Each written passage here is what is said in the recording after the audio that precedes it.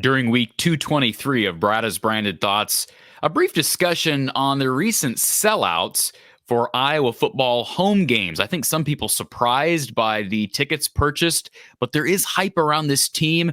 And what are the implications moving forward regarding Gary Barta's retirement, Beth Goetz's promotion, implications for Kirk Ferentz and the staff? How long will Kirk stick around? Of course, we don't know the answer to that. But a brief discussion on that subject, plus RTI Threads, NIL athlete, and Iowa defensive back Cooper DeJean, the Odebolt, Iowa native, and Hawkeye superstar, visits the show to talk about fall camp and what his expectations are for the 2023 season. All that coming up during week 223 of Brada's Branded Thoughts. This is from the Hawkeye of the Storm. But first, I want to remind you to check out our sponsor for today's show, Iowa Floor Covering. They're great products, folks, including their Tough Core, Click Together, 4.5 millimeter waterproof vinyl flooring. It's being sold right now through this special deal. Visit iowafloorcovering.com/DIY to cash in on this waterproof flooring at $269 per foot with self-installation. And check out this beautiful building. Great stuff from Iowa Floor Covering. Be sure to check them out. You can call them by calling the number on the screen or again online at iowafloorcovering.com/DIY. We appreciate IFC sponsoring this segment here. Brada's Branded Thoughts here from the Hawkeye of the Storm. So the latest on Iowa football, the Hawkeye Football Notes Twitter account, making it known that only a couple thousand tickets are still up for grabs for the entire home schedule. Now, to break this down even more, the account 4 days ago noted that there are 750, as of 4 days ago, there were 750 single tickets still available for the Rutgers game in November and 1,500, a little under 1,500 left for the Iowa-Illinois game in November. So that means, folks, that all the games in October and September, and we got this in an announcement several weeks back, all the home games in September and October have been sold out, and approximately 2,000 tickets are left for the only two games in Kinnick Stadium in the month of November. Now, why is that noteworthy to talk about? Of course, Iowa sold out a bunch of games. They've been selling out a bunch of games, and hype around this program has been real, and they've won a lot of games. You got to give Kirk Ferentz credit for that. You think about the 8 wins last year in spite of the offense. You think about the 10 wins a year prior. Of course, they had the successful 2020 campaign and the 2019 campaign where they got to double figures in the win column with Nate Stanley, et cetera, in that year.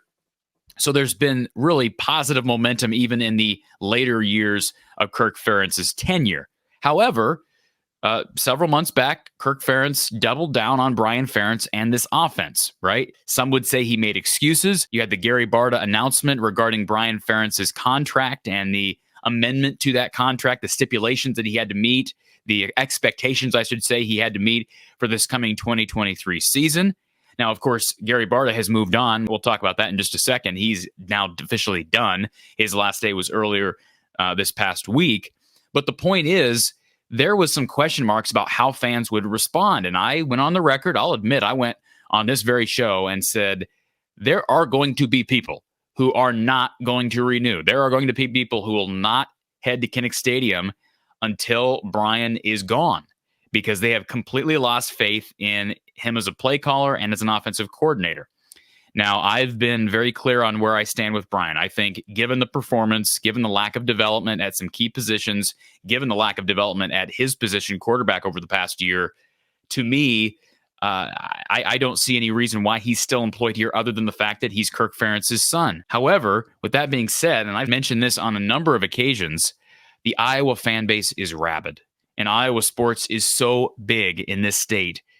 You think about other states that have pro sports teams. You think just north of us in Minnesota, you think about the Timberwolves and the Vikings, the Wild. You look at Kansas City and the market they have down there. Even St. Louis has a pro sports market, obviously Chicago, but this is all you've got in Iowa. You got high school sports, you got college sports. It takes so much for fans to become apathetic. And there was, believe me, there was some apathy, serious apathy last year. I remember after that 9-6 Iowa loss to Illinois on the road, there was some serious apathy. And there were times last year where I felt apathetic toward Iowa football. I will freely admit that. But what this proves, folks, is fans are quick to jump back on the bandwagon. And that's not a bad thing. This is a passionate, loyal fan base. You think back to 2012, 4-8 year. They jump right back to winning 8 games in 2013, and fans jump right back into seats. Now, over time, with television and just everything that the home experience can offer, that has hurt fan attendance to some extent. I think probably more so between, the years of 2012 to 2015 or 16. But fans are right back into Kinnick Stadium, and they're selling these games out. Remember, folks, the 2023 season was perceived to be a down year for the home slate. Iowa actually slightly reduced season ticket prices for this coming 2023 season. Remember, this is their home slate for 2023. They got Utah State at home week 1. They get Western Michigan at home week 3. They get Michigan State at home in late September, a Michigan State team that's been up and down. Mel Tucker with the huge contract. They were not very good last year after winning a Peach Bowl the year prior. They get a Purdue team that's got a new head coach in Ryan Walters. They get Minnesota at home, a team they've dominated. It is a rivalry game, probably the best game on the schedule for the home slate. And then they get Rutgers and Illinois at home. But the fact that it looks like right now, as of right now, it appears that Iowa will likely sell out all of its games. Can they sell 1,500 tickets in the next couple of months for Iowa, Illinois? Probably. And especially if this team has a 7-1 record or whatever it would be once they hit that late home stand against Rutgers and Illinois. Sure, they'll sell those tickets, even though those games are in the colder months and against, a Rutgers team might be the worst team in the Big Ten. Illinois could be down this year. We don't know that for certain with Brett Bielema at the helm. But the point is, this is just further indication of the loyalty of the Iowa fan base. And, we'll see what happens with Brian. Iowa obviously made personnel changes. I'm not going to say they overhauled the roster. Some of these changes they were forced to make. Cade McNamara was a great add. They lost receivers to the portal. They had to bring guys in. They lost guys to the draft and to the portal at linebacker. They brought guys in there. They did pretty good work in the transfer portal. I've been on the record saying that. So I certainly think that part of the fans' willingness to buy tickets so far this season has to do with the personnel changes. And I think some fans feel like, okay, let's see if this is enough. All right. We don't like the situation with Brian. We feel like there's nepotism involved here. We don't feel like he's the guy for the job, but they've got an experienced vet in Cade McNamara. And I've heard some people say, as long as Brian stays out of Cade's way, this offense will be palpable. And I think that's probably fair. I don't know how good the offense can be, and that's a discussion for another day. But the bottom line is, again, loyalty in this fan base is off the charts. It doesn't take much to get fans back on the bandwagon, but there will be very upset fans if the expectations aren't met this year. After the university, Kirk Ferentz, Gary Barta doubled down on Brian, and the personnel changes were made. And you got to recall that Kirk Ferentz blamed a lot of their issues on personnel. If, in spite of the personnel changes and the time that's been given for the offensive line to develop, if this offense is still putrid, and I don't expect it to be, but if it somehow is, again, how far will Iowa fans be pushed until they fall off that cliff? It's going to take a lot because, again, one thing we've learned over the last couple of years, fans love Kinnick. They love game day. And whether you agree with it or not, it does create less of an incentive for Kirk Ferentz, for the administration to make changes, coaching changes, especially when they're changes involving a guy like Brian, who's the son of the head football coach. Now, Beth Getz has taken over for Gary Barta. Gary officially retiring on the 1st of August. So Beth has not been named the permanent athletic director. She is the interim. I would be shocked if she doesn't end up being named the permanent replacement for Gary Barta. But we'll see how that affects things as well. There's a lot of storylines to follow in the next year. And then you get the Fran McCaffrey situation that I've been very outspoken about. Not sure about his future. The Jack McCaffrey thing, and just a lot going on with this athletic department. Potential major changes coming in the next year or two. And they've coincided. Unfortunately, I don't think it's a good thing. They've coincided. They're coinciding with the influx of conference realignment with USC, UCLA joining. And now, if you didn't catch it, Oregon, Washington going to be a part of this conference in the coming years as well. Lots of stuff going on in the Big Ten and at Iowa. So that being said, now it's time to hear from an Iowa superstar. Iowa defensive back and RTI Threads NIL athlete Cooper DeJean joins the show. He's working with RTI Threads as part of his apparel available exclusively through RTI Threads. We'll be working with RTI Threads throughout the coming season as well. So exciting stuff on the horizon. But again, Cooper was willing to sit down with us right before the start of fall camp. We'll hear from Cooper DeJean after a word from our sponsor. Straight from the man cave, Kinnick Under the Kitchen, authentic, original player art prints are being drawn up for Hawkeye fans everywhere. From Under the Kitchen's Murray Legacy print, which features former Hawkeye Kenyon Murray, current Hawkeye Chris Murray, and current Sacramento King Keegan Murray, to football players Lucas Van Ness, Tory Taylor, and Cooper DeJean, to wrestlers Tony Cassiope, Alex Marinelli, and Real Woods. Oh, and only one of the greatest athletes to ever compete at Iowa, Spencer Lee. There are so many options available, and they make great gifts. Visit Under the Kitchen on Facebook or at Under the Kitchen's new website. It's underthekitchen.square.site. That's underthekitchen.square.site. Check out Under the Kitchen today and get your authentic, original Hawkeye print. Pleased to be joined by Iowa defensive back Cooper DeJean, who's getting ready for what should be a very exciting season. Cooper coming off a trip to Big Ten Media Days. And literally we're recording this about a day from fall camp. Cooper, thank you for taking the time on somewhat short notice to get this interview in. I know you're excited about fall camp. I asked you, do you cherish this time of year? Do you dread this time of year as an athlete? And I guess shouldn't have been any surprise to me as a hardworking small town Iowa kid. You cherish it. So what's it feel like to be entering another fall camp? Yeah, I'm excited. I think I'm excited about this team. You know, we got some new faces in the building, transfers, freshmen. But this summer training's been good.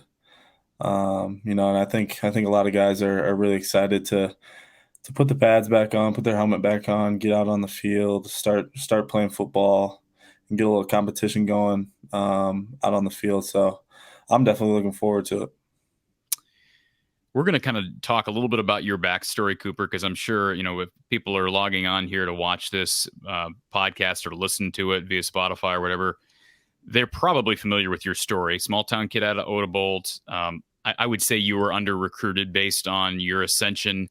And, you just have an interesting story. I grew up in Iowa. I'd never heard of the town of Odebolt. I'll be totally frank with you. So for people that don't know your backstory, can you talk about your upbringing and what it was like growing up in a really, really small town? Just what was your childhood like? Yeah, not many people know where Odebolt, Iowa is, but we got about 900 people in my town. Growing up, I did everything you could think of, sports-wise, soccer, football, baseball, basketball, all that stuff. Up until about middle school, and I cut it down to the main four. But growing up in small towns is a lot of fun. I think you kind of make your own fun. You can almost do whatever you want because there's not. You can rarely get in trouble for much. So what you're gonna have to? But before we go on, what you're gonna have to expand on this. So you're like climbing silos and breaking into old barns, or what idea of what that means? Yeah, there's some old spots that we get into, down on gravel roads and stuff. We ride ATVs around, four-wheelers, dirt bikes, all that stuff. We had this big sled when I was younger. We had a Ranger, and we pulled people around in the sled behind the Ranger in the cornfields. So it was a lot of fun growing up. You're friends with just about everybody in the community. So it was a lot of fun growing up in a small town. And then going into high school, we obviously joined with some other towns, which is really cool. You meet the kids who grew up just like you did almost. You become close with them. So I don't think there's anything like growing up in a small town, especially in Iowa. There's countless amounts of things you can do. And I think that's what makes me who I am today. You grow up around a bunch of hardworking people in a small town, and you see them doing that every single day, and it just rubs off on you as a kid. And you see these people you look up to, and you want to work just as hard as them to achieve your dreams and goals, and then inspire the younger generation that's also from those towns. That's my biggest thing. I want kids to be able to have the same dream that I have, and know that it's possible to achieve. So it's really cool to go back and just see the people around the community, and the little kids, and talk to them, and meet with them. So yeah, there's nothing like a small town, I don't think. Refreshing to hear you say that again. As a semi small town Iowa guy myself, there's the perception there's nothing to do in Iowa, and you are what you make your childhood to be, I guess, if Yeah, that makes exactly. sense. Yeah. So this past offseason, Cooper, I mean, things have blown up for you, obviously, with the era of NIL, and we're going to talk about your partnership with RTI Threads, and certainly we're going to put a plug in for your merchandise and your apparel that people certainly need to check out, get prepped for the season. But as it relates to this past offseason, I'm sure it's been a whirlwind, and I'm sure you've enjoyed it to an extent, but it's had to have also been something you've had to balance because you're at Big Ten Media Days. Although you're talking football, you don't want to let it become a distraction. How do you balance everything that is NIL and all the hype around the season with actual football and camp right around the season, or right around the corner? Yeah, I think that part goes back to who you hang around and who you talk to on a daily basis. Like my family, we, I mean, we'll talk about football here and there, but it's usually like I want to. They let me know how things are going back home. Talk about different stuff like that. How my little brother's doing, back home, and my friends around here. When we hang out, there's really, I mean, not a whole lot of football being talked.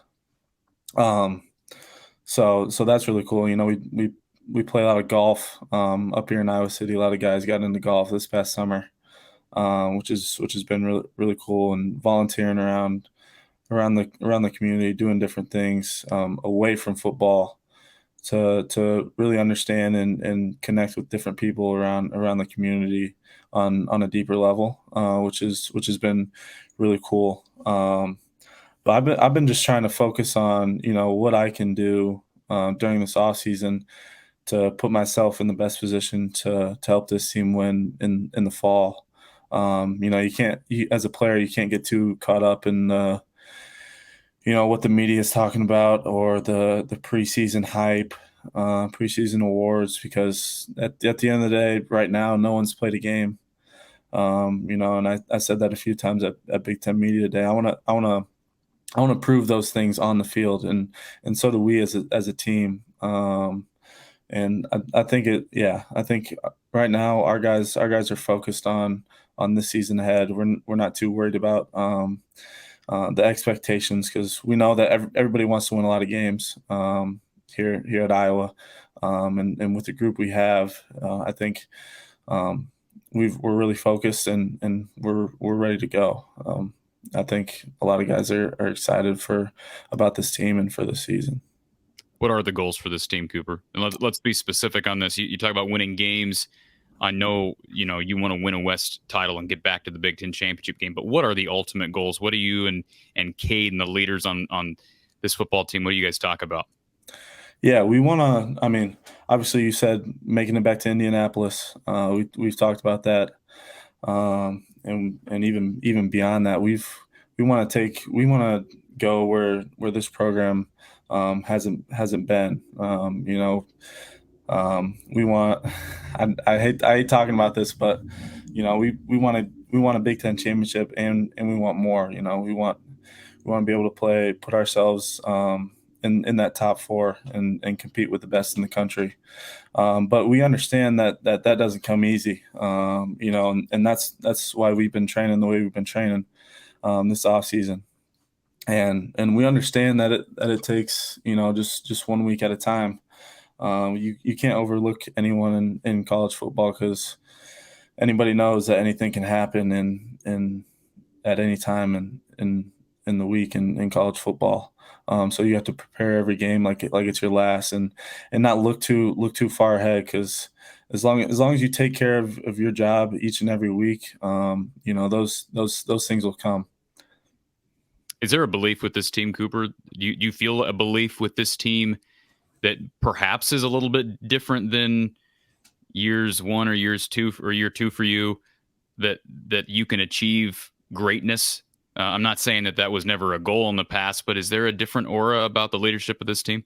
Yeah, I believe so, and I think a big part in that is having Cade come in, from a program that from the program that he was at, and really instilling his leadership ability with this team. He's a very vocal guy, and he plays with a lot of confidence, talks with a lot of confidence. So just having him, and talking to our team and being in our locker room, I think that's created confidence for a lot of guys in our locker room.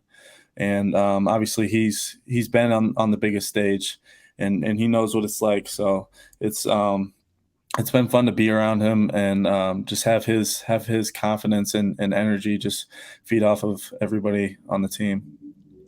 Let me ask you one more question about goals and about Cade and about your head coach, because I find that dynamic quite interesting, given the fact that Cade comes from Michigan and obviously took that team to a Big Ten title, understand what it takes to get to a college football playoff spot.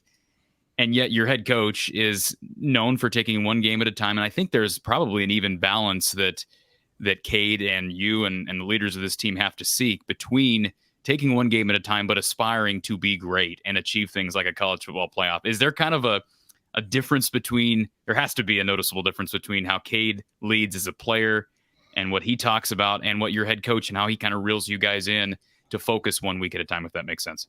Yeah, I mean, Cade. Yeah, Cade talks about those big dreams and aspirations, but he understands as well that it's one week at a time, and we can't look too far ahead. And it all goes back to Coach Ferentz, what he talks to us about in meetings almost every single time we meet, and we're talking about the season. It's always about one week at a time. And right now, how no one's even played a game yet or a down, so all the hype really means nothing, until we put the pads on, on that first weekend in September. But it's been fun, to learn from him and hear from him, and I know he's enjoyed, listening to Coach Ferentz and all the things that he said, and being in this culture, that he's built in Iowa City. So are you more like Kirk Ferentz or more like Cade McNamara? I'm more like Coach Ferentz. Yeah. I'm more of a 1 week at a time, type guy. Um, but it's good to have that mixture, in the locker room. Before we talk more football, I want to give a shout out to um, an initiative that you're a big part of. So you're not only an Iowa defensive back, you're also an RTI Threads athlete, and you've got a full line of apparel and merchandise available, and people can check it out. We're going to have the link in our description, but the URL is www.cd3lacesup.com. Talk about your partnership with RTI Threads. We're going to be working with them here from the Hawkeye of the Storm throughout the season, but kind of put a promo in for your stuff, and why did you pick the guys over at RTI? Yeah, it's been really fun, working with them, at RTI. With Kevin and Marty. They're really great people. They're from my area, from kind of small towns. So I connect with them really well, and what they've done for me already in promoting this, my apparel, has been really cool. So I appreciate them, and I hope they know that. But yeah, like you said, www.cd3lacesup.com. That's where you get all your merchandise and everything. They got everything from t-shirts, hats to golf balls as well. So they've been putting in a lot of work over there, and I appreciate them for that. And it's been fun working with them so far. You get your CD3 golf balls from RT and Grids. I'm just curious, Cooper, when you play, I'm assuming there's a course over in Odebolt, but I'm assuming you also play Finkbine. What are you typically shooting over at Finkbine? Yeah. Usually when I go to Finkbine, I'm not playing by myself. Usually it's like a best shot. Okay. I'm not that good at I'm not that good on my own. So too inconsistent for that. So it's always nice to have a little help from a partner. But Finkbine's a lot of fun. A lot of the guys, we go out and we'll get two sums, four sums together and just compete against each other. Best golfers on the team. Jamison Hines from Humboldt, defensive back. He's Yep. played golf in high school, to my understanding. Really good golfer. You got Deacon Hill, Okay. quarterback transfer from Wisconsin. He's used to playing the courses out in Cali. Yeah, he's a pretty good golfer as well. And then you got a bunch of like average guys, which is kind of where I'm at and where most of the guys are. And then Does Cade play? yeah, Cade plays. He's right around in that average. We've all been kind of falling off as the summer's gone on. And then you got some couple first time players, which are kind of fun to play with every once in a while, just to teach them the game and watch them swing and try to hit the ball. But Cooper, talk a little bit about your positional future. When you came here, I think there was this idea that you were probably going to fit into cash. You might end up at safety, and now you're considered to be one of the top corners in the country. Do you foresee yourself being able to kind of move around this year? Do you feel like you're locked into corner? Where do you kind of see yourself fitting in moving forward as you become kind of a veteran in this on the back end? Yeah. Right now, I think I'm probably sticking with corner on the outside. But coming in as a safety and playing the cash position a little bit last year, it always provides that ability to move around if need be, and that's something we take pride in the defensive back position and as a defense as a whole is being able to play multiple positions. You got a lot of guys who can play multiple positions. You got Jay Higgins last year. He was playing the Will. He'll probably play Mike this year. He played a little bit of the Leo. So I think, I mean, a lot of different guys can play a lot of different positions, and I think that's what makes our defense so, part of the reason why our defense is so special, just because everybody understands everybody's responsibility and where they're supposed to be at. So being able to move around is kind of, what our defense is known for, I guess. I host a live show with Mark Rogers, voice of college football, on YouTube every Tuesday, and we talked this past week about potential for this defense. And I'll be dogmatic on this. I'll double down on my stance that I think you guys can be as good as you were last year. And I know that's hard to imagine given the losses of Riley Moss and Jack Campbell and Seth Benson. I think the depth of this defensive line could potentially be the strength, but yet you guys in the back end with yourself and Xavier and Quinn Schulte, what a season he had last year. Jamari returns. Just talk about this defense. Do you think this defense can be as good, if not better, than the exceptional unit that was 2022? Yeah, we got a lot of guys back on the defensive line, some in the back end. But yeah, our goal is always to be better than we were, the year before or the week before.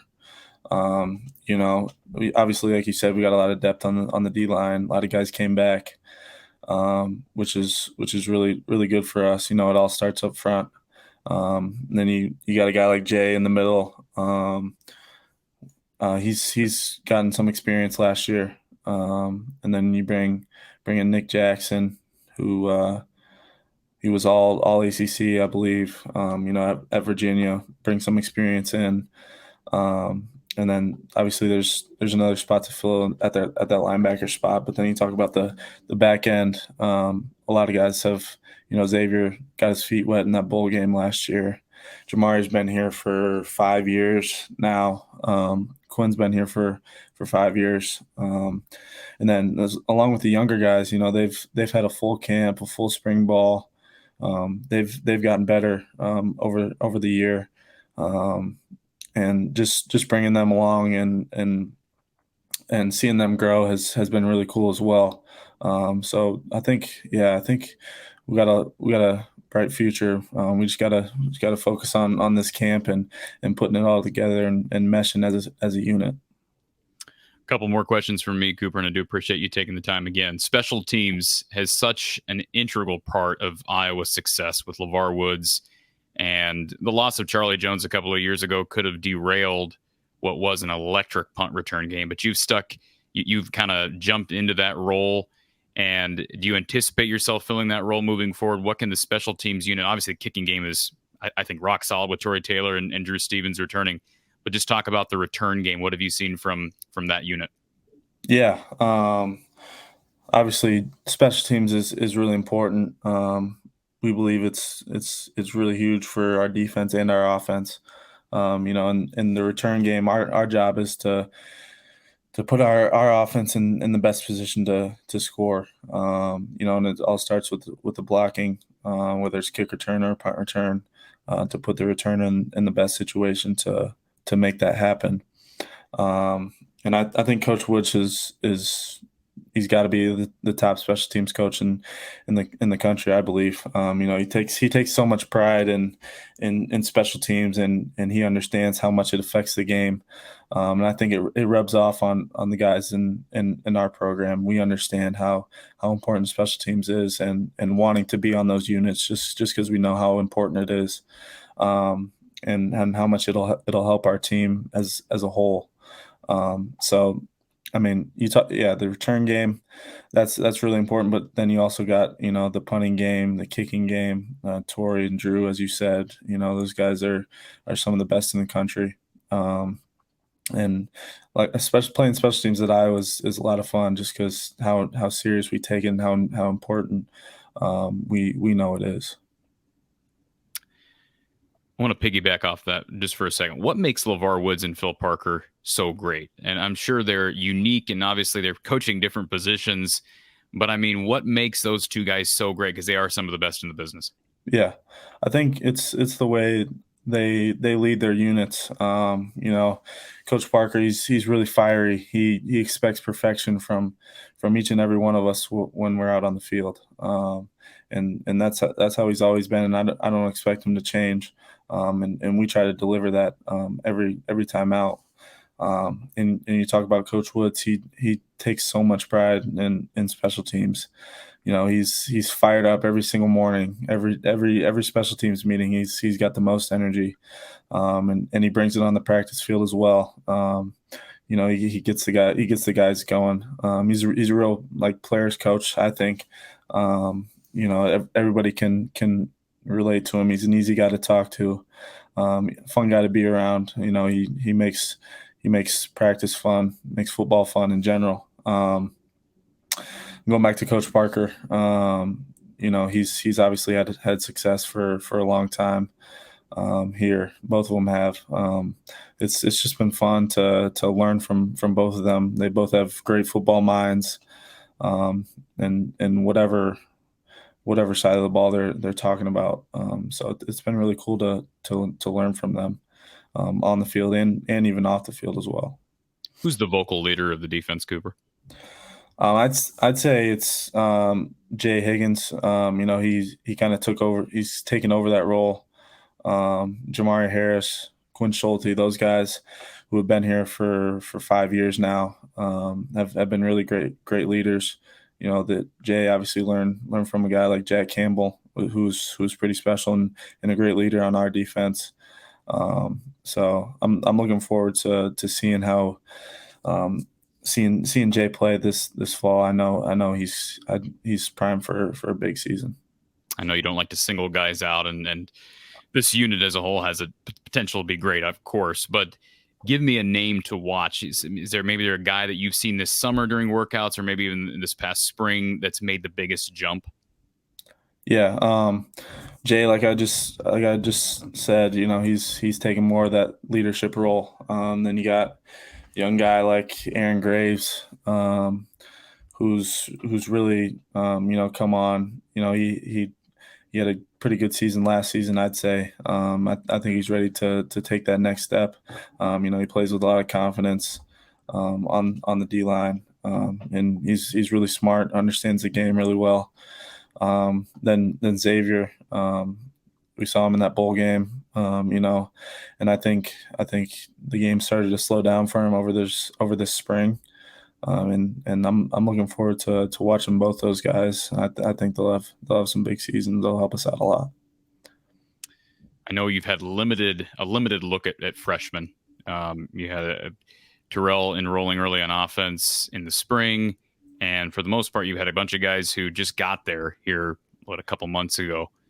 Can you give us a name to watch so far on defense as far as a first-year guy, other than the transfers you mentioned earlier? Everybody wants to know about true freshmen who have the potential to contribute early. So is there anybody that's on your radar? Yeah. Obviously, there hasn't been many practices but we'll see how they do in camp. But I mean, I've gotten to know the freshmen in the DB room the most. I've seen them the most. I think Zach Lutmer, John Nestor, both those guys have picked up things really well. Obviously, it'll be a little bit different when we put the pads on here in camp. So I'm looking forward to seeing those two and how they progress over this camp. Did Zach Lutmer tell me in an interview at one point that he almost beat you in a race? Am I getting that wrong? I have to go back and watch that. I don't Or know. maybe, I don't know if we ever raced. okay, he's Maybe. he's got similar speed to you, I guess, is what I remember Yeah. us talking about. I don't know if that was from an actual He's, race or from a 40 time. The dude's got wheels, right? I mean, Yeah. there's been some comparisons from him to you. Another small town Northwest Iowa guy there. Absolutely. And another RTI Threads Yep. NIL athlete. Exactly. Yep. So awesome. Final question, Cooper. Everybody wants to talk about the offense. We've spent this entire interview talking about yourself and the defense, but everybody wants to know what's going to be different about the offense. And of course, you can't share details of what you've seen, but what makes you have confidence besides Cade coming in? What makes you have confidence that this offense can take a big step forward? Yeah. Cade's played a big part in that. But I think I think they're really starting to get confidence. You got guys like Luke and you bring in Eric All. You got our whole O line coming back, I think. So I think those guys are just getting more and more confident on the field. And we'll see that during camp. I think it'll be fun. It'll be a lot of fun to compete against those guys. Tight end room, we got a lot of talent there. Bring in some wide receivers. Got a guy like Nico back. Caleb Johnson, he's ready to go for his sophomore season. The running back room is pretty stacked. So I'm excited to see them here during camp once we put the pads on and get some 11-on-11 rolling. I think they've gotten really really confident over the summer, and I'm excited for them. I know you haven't had actual practice. You've been involved in summer workouts and fall camp starting. Is there a receiver that's been toughest to cover, maybe in just individual workouts? And maybe I know that there's got to be, with the additions of Caleb Brown and Seth Anderson, you guys have probably matched up. Just, is there somebody in particular that is toughest to cover? Yeah, I mean I haven't matched up with all the receivers yet. We've had limited opportunities on this summer. But you'll have to come back to me, after this camp, and I'll have to let you know then. I'm looking forward to competing against those guys. Though this camp, it should be fun. Well, we'll get a look at that, get a look at some of those matchups during the open scrimmage on Kids Day. And, of course, we'll talk to you again at Iowa Media Day coming up here in just a couple of weeks. It's incredible. The season's right around the corner. RTI Threads, NIL athlete Cooper DeJean, Iowa defensive back Cooper DeJean. Cooper, we wish you all the best. It was good to see you representing this team in Indianapolis, and you'll be representing the team in the black and gold this fall. Again, to check out the Cooper DeJean apparel, visit cd3lacesup.com. And best of wishes, Cooper. We'll talk to you soon. Thank you. I appreciate it. Thanks for having me. I don't know about you, but isn't it refreshing to hear an Iowa football player talk about making the Final Four? Maybe that's just talk. I don't think it is. I think the leadership of this team is wired that way.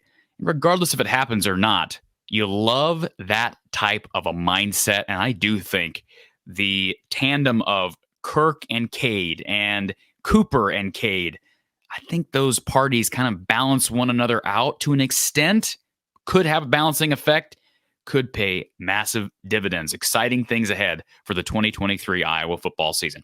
Appreciate you tuning in for another edition of Brada's Branded Thoughts. We appreciate RTI Threads and Cooper DeJean for the availability. Until next time, I'm Cory Brada from the Hawkeye of the Storm. We'll talk to you soon.